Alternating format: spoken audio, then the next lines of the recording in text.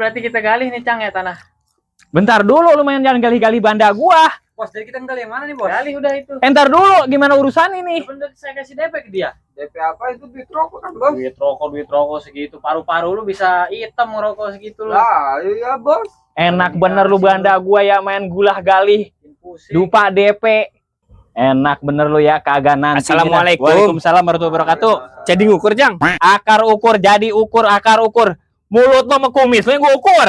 Ini siapa lagi bayar? Calo lagi bayar nih. Ini mah bukannya calo, ini mah RTTG. Buset, makin pusing bayar gua udah calo kagak bener. Lah emang lu kagak bener lu. Kagak nantinya lu ya, gua bagi sama gua. Udah, sabar sang Cangbar. Bener-bener lu gua kuasain lu. Emang tengkulak cecek mah tengkulak cecek lu segala jadi Gua udah calo pisahin. tanah. Lah emang elunya kagak bener. Urusan kagak bener lu, perindapan lu. Udah.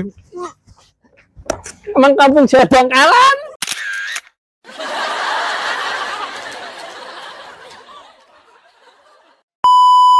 Kata-kata aja, Bos.